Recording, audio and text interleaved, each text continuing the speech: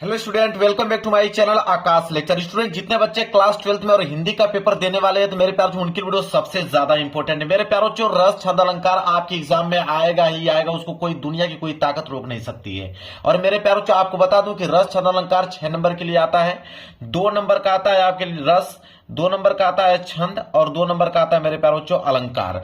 मेरे प्यारों जो यूट्यूब पे हजारों वीडियोस आपने देखी होगी, लेकिन दावे के साथ मैं आपको गारंटी लेता हूं कि वीडियो समाप्त होते होते रस छंद अलंकार आपके जुबान पे होगा। और इतना सिंपल परिभाषा और इतना सिंपल उदाहरण आज तक आपने कभी देखा नहीं होगा। इतना सिंपल आप लोगों को बताना रहा हूं। जाइए और इस वीडियो के अलावा कोई दूसरा वीडियो देखने की जरूरत नहीं है, और उस विद्यार्थी के पास इस वीडियो को शेयर कर दो जो कि रस छंद अलंकार जिनको याद नहीं होता है, वो इस वीडियो की मदद से मेरे प्यारों जो ट्रिक से बताऊंगा मेरे प्यारों, इतना सिंपल कि आज तक कोई बताया नहीं होगा। आराम से देखकर जाइए और 6 नंबर लेकर आइए। मेरे प्यारों जो सबसे पहले रस की बात करते हैं, वही रस बताऊंगा जो आपके पेपर में आता है। वैसे रस बहुत होते हैं लेकिन पूरा रस नहीं बताऊंगा, वही रस बताऊंगा जो आपके एग्जाम में आ जाए। तो मेरे प्यारों जो रस की अगर हम बात करें तो रस में अगर एक बात आपको मालूम है, पूरा का पूरा परिभाषा आप लिख पाओगे। रस का मतलब होता है अस्थाई भाव। जिसको अगर अस्थाई भाव मालूम चल गया वो किसी भी परिभाषा को लिख सकता है रस में। तो रस में हमें क्या फोकस करना है? अस्थाई भाव। जैसे 2 रस सबसे ज्यादा इंपॉर्टेंट है जो हर साल आते हैं, इस साल भी आएगा, इसको कोई रोक नहीं सकता है मेरे प्यारे बच्चों। जैसे एक आता है हास्य रस, एक आता है करुण रस। यह 2 रस में से एक रस आपके जरूर पूछेगा। तो देखिए हास्य रस का अस्थाई भाव क्या होता है? तो हास्य रस का अस्थाई भाव हास होता है मेरे प्यारे बच्चों। हास्य रस का अस्थाई भाव हास होता है, इसको याद कर लो। और करुण रस का अस्थाई भाव क्या होता है? तो करुण रस का अस्थाई भाव शोक होता है। बस इतना याद हो गया ना, अब इसके बाद परिभाषा और उदाहरण पूरा का पूरा ऑटोमेटिक याद हो जाएगा। तो देखिए हास्य रस का अस्थाई भाव हास, करुण रस का अस्थाई भाव शोक। इसके बाद मेरे प्यारों जो हम पहला स्टार्ट करने वाले हैं यहाँ पे हास्य रस। ठीक है, अब ध्यान से आप लोग समझिए। हास्य रस से अगर हमें परिभाषा से तो उदाहरण लिखने के दे कैसे लिखेंगे? देखिए, अगर हास्य रस लिख रहे हो तो आपको मेरे प्यारे बच्चों स्टार्टिंग कैसे करना है? देखिए कि हास्य रस का अस्थाई भाव, मैंने क्या बोला कि हास्य रस का अस्थाई भाव, करुण रस का अस्थाई भाव, यही 2 पॉइंट आपको याद होना चाहिए। तो हास्य रस में आपने लिखा कि हास्य रस का अस्थाई भाव हास होता है। पहली लाइन तो यहीं से छप गया कि हास्य रस का अस्थाई भाव हास होता है। तो हास्य रस का अस्थाई भाव हास होता है, पहली लाइन छप गया। फिर लिखेंगे कि जब हास नामक अस्थाई भाव किससे, 3 वर्ड याद कर लीजिए, एक विभाव याद कर लीजिए, एक आप अनुभाव याद कर लीजिए और एक आप संचारी भाव याद कर लीजिए। 3 वर्ड आपको याद करना है, विभाव, अनुभाव, संचारी भाव। ये 3 याद है तो चाहे आप हास्य रस लिख रहे हो चाहे करुण रस लिख रहे हो, दोनों का परिभाषा आप आसान तरीके से बना सकते हैं। तो पहली लाइन तो सेम है कि हास्य रस का अस्थाई भाव हास होता है। फिर लिखेंगे जब हास नामक अस्थाई भाव विभाव, अनुभाव, संचारी भावों से क्या करता है? संयोग करता है। संयोग मतलब मिलन करता है, तो वहां पर हास्य रस होता है। लो, परिभाषा समाप्त। इतना सिंपल परिभाषा कोई आप लोगों को बताने वाला नहीं है मेरे प्यार जो। हास्य रस का अस्थाई भाव हास होता है जब हास नामक अस्थाई भाव विभाव, अनुभाव, संचारी भावों से संयोग करता है, मिलन करता है, तो वहां पर हास्य रस होता है। क्लियर है? अब उदाहरण तो इतना सिंपल है कि क्या ही आपको बताया जाए। उदाहरण देखिए, कह रहा कि हाथी जैसा देह है, गेंडे जैसी खाल, तरबूजे सी खोपड़ी, खरबूजे से गाल। अब इतना सिंपल उदाहरण कोई बताने वाला नहीं है मेरे प्यारों बच्चों। याद तुरंत याद हो गया होगा कि हाथी जैसी देह है, गेंडे जैसी खाल, तरबूज जैसी खोपड़ी, खरबूजे से गाल। अब हास्य रस याद हो गया कि नहीं मेरे प्यार? ईमानदारी से कमेंट करके बताइएगा आप लोग, हास्य रस याद हो गया कि नहीं? चलिए आगे बढ़ते हैं। अब करुण रस, जब हास्य रस याद हो गया तो करुण रस में क्या है? तो पहली लाइन तो सेम रहेगी भाई, करुण रस में भी पहली नाम सेम रहेगी। मेन जो लाइन है मेरे प्यार जो दोनों में सेम रहेगी, चाहे वो हास्य रस लिख रहे हो चाहे आप करुण रस लिख रहे हो। तो करुण रस में हमने लिखा कि करुण रस का स्थायी भाव शोक होता है, और वहां पे क्या था कि हास्य रस का स्थायी भाव हास होता है, और यहां पे हमने लिखा करुण रस का स्थायी भाव शोक होता है। जब शोक स्थायी भाव विभाव, अनुभाव और संचारी भाव, 3 वर्ड मैंने बताया था, विभाव, अनुभाव, संचारी भाव से संयोग करता है, वहां पे भी संयोग कर रहा था और यहां पे भी संयोग कर रहा है, तो संयोग करता है तो वहां पर करुण रस होता है, और वहां पे क्या हो रहा था? हास रस हो रहा था। ठीक है, वहां पे जब हास अस्थाई भाव विभाव अनुभाव संचारी भाव से संयोग करता तो हास्य रस की उत्पत्ति होती थी। लेकिन यहाँ पे सो का स्थायी भाव जब विभाव अनुभाव और संचारी भाव से संयोग कर रहा है तो करुण रस हो रहा है ना। सिंपल मेरे प्यारे बच्चों कि करुण रस का स्थायी भाव शोक होता है। जब शो का स्थायी भाव विभाव अनुभाव और संचारी भाव से संयोग करता है तो वहां पर करुण रस होता है।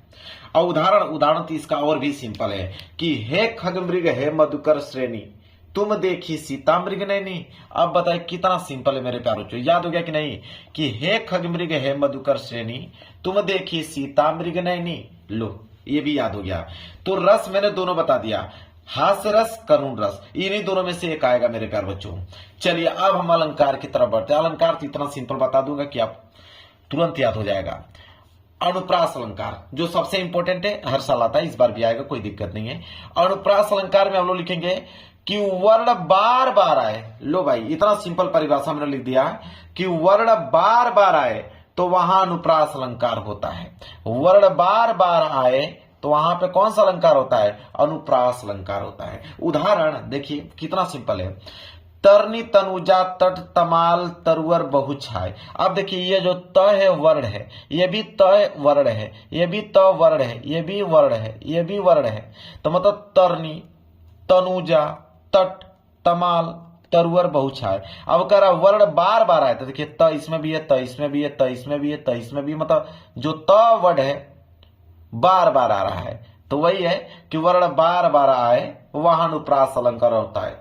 तरनी तनुजा तट तमाल तरुवर बहुछाय, याद हो गया। चलिए ये आगे बढ़ते हैं यमक अलंकार की तरफ। देखिए मेरे प्यार यमक अलंकार क्या है, बहुत सिंपल, इसका भी मैं परिभाषा लिख के लेके आया हूं। यमक अलंकार है कि एक ही शब्द एक से अधिक बार आए। अब बोला है कि एक ही शब्द एक से अधिक बार आए तो वहां यमक अलंकार होता है। ठीक है, एक ही शब्द एक से अधिक बार आए तो यहां यमक अलंकार होता है। उदाहरण इतना सिंपल बता दूंगा कि काली घटा का घमंड घटा।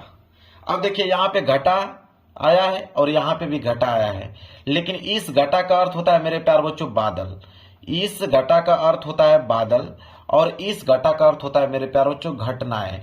तो वही कह रहा है कि एक ही शब्द एक से अधिक बार आएगा, ठीक है, लेकिन दोनों का अर्थ अलग अलग है, वहां यमक अलंकार होता है। तो एक ही शब्द एक से अधिक बार आए तो वहां यमक अलंकार होता है, और वर्ण बार बार आए तो वहां अनुप्रास अलंकार होता है। लो भाई अनुप्रास अलंकार भी क्लियर हो गया और यमक अलंकार भी क्लियर हो गया। यही सब एग्जाम में आते हैं आपके, बता देता हूं। अब हमने आया उपमा अलंकार, ये भी पूछता है, उपमा अलंकार की बारी आ गया। उपमा अलंकार भी बहुत सिंपल है मेरे प्यारों, जो देखिए कह रहा है कि वह अलंकार जिसमें किसी वस्तु की समानता, अब इसमें तुलना की बात होती है मेरे प्यारों। उपमा अलंकार मतलब तुलना की जाती है कि वह अलंकार जिसमें किसी वस्तु की समानता या तुलना किसी वस्तु से की जाती है वहां उपमा अलंकार होता है। जैसे मान लीजिए मेरे पास दो पेन है, तो इस रेड पेन की तुलना मैं इस ब्लू पेन से कर रहा हूं, वो भी समानता के आधार पे मेरे प्यारों। अगर इस रेड पेन की तुलना मैं इस ब्लू पेन की से तुलना कर रहा हूं समानता के आधार पे, तो वहां पे उपमा अलंकार होगा। और वही चीज लिखा हुआ है मेरे प्यारों कि वह अलंकार जिसमें किसी वस्तु की समानता या तुलना किसी अन्य वस्तु से की जाती है वहां उपमा अलंकार होता है। और उदाहरण इतना सिंपल है, क्या बताऊं आपको, कह रहा पीपर पात सरिसमन डोला। देखिए कितना सिंपल है, कह रहा कि पीपल पात सरिसमन डोला। लो भाई इतना सिंपल है, याद हो गया होगा आप लोगों को। और एक और उदाहरण बता देता हूं, वैसे तो एक ही उदाहरण लिखना होता है, लेकिन एक उदाहरण और मैं ट्विस्ट ला दिया हूं। ठीक है, कि फूलों सा चेहरा तेरा कलियों से मुस्कान है। ये गाना भी आपने सुना होगा कि फूलों सा चेहरा तेरा कलियों से मुस्कान है।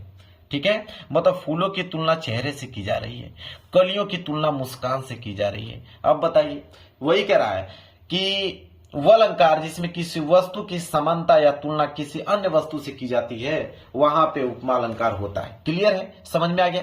चलिए अब छंद की तरफ बढ़ेंगे। दोहा छंद, ये भी बहुत सिंपल है, बहुत भारी चीज नहीं है। दोहा छंद की अगर हम बात करते हैं, देख लीजिए, दोहा छंद में लिखेंगे कि यह अर्ध सम्मात्रिक छंद है। पहली लाइन क्या होगा, यह अर्ध सम्मात्रिक छंद है। इसमें 4 चरण होते हैं। इसमें कितना 4 चरण होते हैं, पहले एवं तीसरे में 13 13। इसका भी ट्रिक मैं बता देता हूं। देखिए यहां पे क्या लिखा हुआ है, 13 और 13, मतलब पहला और तीसरा। ऐसे ट्रिक बना लेना कि पहले चरण और तीसरे चरण में 13 मात्राएं होती हैं। बचा आपका दूसरा और चौथा, तो दूसरा चौथा में 11 होती हैं। लो भाई, ट्रिक बन गया कि नहीं? कितना सिंपल है। पहली लाइन लिखेंगे कि यह अर्ध सम्मात्रिक छंद है, इसमें 4 चरण होते हैं। पहले और तीसरे, देखिए पहले और तीसरे में 13 मात्राएं। बचा आपका दूसरा और चौथा, तो दूसरे और चौथे में 11 मात्राएं होती हैं। परिभाषा समझ में आ गया? उदाहरण कितना सिंपल है, देखिए। रईमन पानी राखिए, बिन पानी सब सून, पानी गए न उबरे, मोती मानुष चून। अब इसका मैं डिफाइन भी करके दिखा देता हूं। देखिए कह रहा है कि पहले और तीसरे में 13, तो देखिए पहला है या तीसरा है, तो देखिए 1 2 3 4, 4 2 6, 2 8, 2 10, 1 11 और 11 2 13 आ गया कि नहीं? देखिए ये जो खड़ी पाई दिख रहा है इसे लघु बोलते हैं और इसे गुरु बोलते हैं। गुरु का मतलब 2 होता है, लघु का मतलब 1 होता है। तो हमने गिना तो 13 आ गया, इसमें भी 13 होगा। 2 2 4, 1 5, 2 7, 1 8, 8 2 10, 10 2 12, 1 13। तो देखिए पहले और तीसरे में कितने कितना आ रहे हैं? 13 और दूसरे और चौथे में 11 होगा। देखिए 1 2 2 2 4 2 6 2 8 2 10 1 11 आ गया कि नहीं? इसमें भी 11 होगा, देख लीजिए। 2 2 4 1 5, 5 2 7 और 7 और 2 कितना हो जाएगा यहाँ पे? अरे इसका यहां से स्टार्ट है ना। 2 2 4 4 2 6 6 2 8 8 2 10 1 11। लो भाई 11 इसमें भी आ गया। तो समझ में आ गया ना आपको? पहले और तीसरे में 13, दूसरे और चौथे में 11। अब इतना आसान आपको कोई बताने वाला नहीं है मेरे प्यारे बच्चों। आ जाइए सोरठा की तरफ। देखिए सोरठा, अगर आपको दोहा याद है तो सोरठा दोहे का उल्टा होता है मेरे प्यारे बच्चों। सोरठा जो होता है मेरे प्यारे बच्चों, दोहे का उल्टा होता है। इस बात को आप नोट कर लें। देखिए इसमें भी सेम लाइन रहेगी कि यह अर्ध सम्मात्रिक छंद है, ठीक है। इसमें भी लिख दीजिएगा कि इसमें 4 चरण होते हैं, ठीक है। लिख दीजिएगा कि यह अर्ध सम्मात्रिक छंद है, इसमें 4 चरण होते हैं, जिसके पहले और तीसरे चरण में 11। उसमें क्या हो रहा था कि पहले और तीसरे में 13 हो रहा था, इसमें जस्ट उसका उल्टा होता है। तो पहले और तीसरे चरण में 11 मात्राएं तथा दूसरे और चौथे चरण में 13 मात्राएं होती हैं। यह दोहे का उल्टा होता है। देखिए परिभाषा में लिखा भी गया कि यह दोहे का क्या होता है? उल्टा होता है। और देखिए, राधा नागरी सोई मेरी भवबाधा हरो, श्याम हरित दूती होई जा तन की छाई परे। अब मैं दिखा भी देता हूं आपको, देखिए कैसे। अब देखिए यहां पे हो जाएगा गुरु, ये भी हो जाएगा गुरु, ठीक है। ये हो जाएगा आपका गुरु लघु लघु, क्योंकि जितना छोटी का मात्रा रहेगा उस पर लघु होगा, जितना बड़ाओं का मात्रा होगा उसमें गुरु होगा। ये बात आपको भी मालूम है। तो यहाँ पे क्या हो जाएगा? गुरु लघु। यहाँ पे हो जाएगा गुरु, ये भी हो जाएगा गुरु, ये भी लघु लघु गुरु गुरु लघु गुरु, ठीक है। इसमें भी देख लेते हैं। तो इसमें हो जाएगा आपका लघु, ये भी हो जाएगा लघु, ये भी हो जाएगा लघु, ठीक है। क्योंकि यह मात्रा इसको दे देगा तो ये पूरा हो जाएगा स, तो उसका मतलब 1। ये हो जाएगा सिर्फ यह का मतलब ही लघु, अरे हाँ लघु। इसमें भी आपका लघु। और ये देखिए ये छोटाओं का मात्रा, ये भी लघु है, ये भी आपका लघु है। ये भी छोटाओं का है लघु लघु।